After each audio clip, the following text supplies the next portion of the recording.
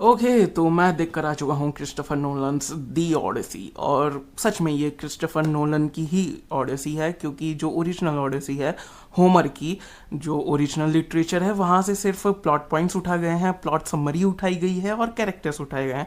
बाकी सब कुछ क्रिस्टोफर नोलन ने ही किया है। कैरेक्टर्स चेंज हो चुके हैं थोड़े थोड़े, प्लॉट पॉइंट भी कुछ कुछ चेंज हो चुके हैं, लेकिन ओवरऑल तुम्हें ओडिसी ही लगेगी। और अगर सच में तुम्हें थोड़ी भी हिस्टोरिकल एक्यूरेसी की चिंता है तो मैं तो रिकमेंड नहीं करूँगा, क्योंकि यहाँ पर हिस्टोरिकल एक्यूरेसी की पूरी धज्जियाँ उड़ा दी गई हैं, एंड जो कि ट्रेलर से बहुत ज़्यादा ऑब्वियस था। लेकिन बात करूँ फिल्म मेकिंग एस्पेक्ट से, तो बहुत ही एंटरटेनिंग मूवी, बहुत ही बेहतरीन तरीके से, टेक्निकली ब्रिलियंट मूवी, बहुत ही सुंदर मूवी, बहुत ही एंगेजिंग मूवी। 3 घंटे की मूवी थी और मुझे 1 मिनट भी ऐसा नहीं लगा कि कुछ बोरिंग चल रहा है या फिर ये क्यों दिखा रहे हो, चलो आगे बढ़ाओ।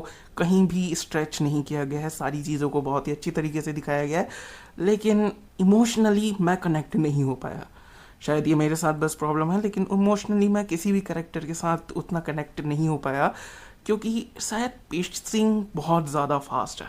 3 घंटे की मूवी है, उसके बाद भी पेसिंग बहुत ज़्यादा फास्ट लगती है, और इमोशनली मैं किसी कैरेक्टर से उतना अटैच नहीं हो पाया। और एक्चुअली इसका तो चेहरा ही नहीं दिखाया, नाम वगैरह लिया 1-2 जगह, लेकिन चेहरा तो कहीं भी नहीं दिखाया। लेकिन अगर उस चीज़ को छोड़ भी दिया जाए तो ओवरऑल कैरेक्टर्स के साथ आप उतना इमोशनली कनेक्ट नहीं हो पाते हो। इस वजह से वो जो टेंशन है और जो इतनी बड़ी मुसीबत हमारे सामने है, वो उतनी बड़ी लगती नहीं है। और मैं पर्सनली किसी भी चीज़ पे उतना इन्वेस्टेड नहीं हो पाया। एंटरटेनिंग थी, मुझे मज़ा आ रहा था देखते हुए, लेकिन बस चीज़ें होती जा रही थी। मैं उतना एंगेज नहीं हो पाया इमोशनली कैरेक्टर से या फिर सिचुएशन से, कि जहाँ बस इतनी बड़ी मुसीबत आ गई है, पूरे साम्राज्य के ऊपर बात आ चुकी है, लेकिन मुझे उतनी फिक्र नहीं हो रही किसी भी चीज़ की। एक चीज़ ये हो सकता है कि मुझे पहले से कहानी पता है, तो उस वजह से हो सकता है, लेकिन that's the point of film making, कि आप विजुअली वो टेंशन बिल्ड कर सको और आप बस इमर्ज हो जाओ, बाकी सारी दुनियादारी भूल जाओ, जो कि यहाँ बस मेरे साथ तो कम से कम नहीं हो पाया। हो सकता है जिनको पहले से कहानी नहीं पता उन वो बहुत एंगेज हों इमोशनली, सारे कैरेक्टर से कनेक्ट कर पाए, लेकिन मेरे साथ तो नहीं हो पाया। और नोलन की बाकी मूवीज़ की तरह यहाँ पर भी नॉन लीनियर स्टोरी टेलिंग है। एक जगह पर ओडिसियस फंस चुका है और वहाँ से वो वापस याद करने की कोशिश कर रहा है कि उसके साथ क्या क्या हुआ है, और ऐसे ही कहानी चलती है।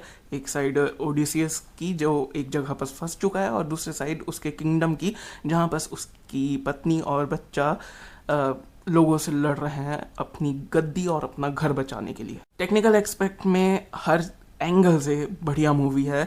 आपको स्क्रीन में बहुत ही सुंदर लगता है, कोई फ्लॉ आप नहीं निकाल सकते। लेकिन एक चीज़ जो मुझे थोड़ी कमी लगी वो था म्यूज़िक और बेहतरीन हो सकता था, म्यूज़िक और इमर्सिव हो सकता था। स्पेशली जो लास्ट फाइट था उसको और एलिवेटेड म्यूज़िक की ज़रूरत थी, जो कि यहाँ पास मिसिंग लगता है मुझे। एक्टिंग सभी की बढ़िया थी, लेकिन मैं पर्सनली किसी से इमोशनली उतना कनेक्ट नहीं बैठा पाया, या सिचुएशन से भी। तो शायद सिर्फ मेरे साथ है, लेकिन हाँ, इमोशनली उतना एंगेजिंग या उतना डेप्थ नहीं है। बाकी ये थे मेरे ओपिनियंस, मेरे व्यूज़। बिल्कुल थिएटर में जाकर देख सकते हो, स्पेशली जिस तरीके से विजुअली है ये, लेकिन इमोशनली उतना इन्वेस्ट नहीं हो पाया मैं। बाकी तुम हो जाओ तो कॉन्ग्रेचुलेशंस।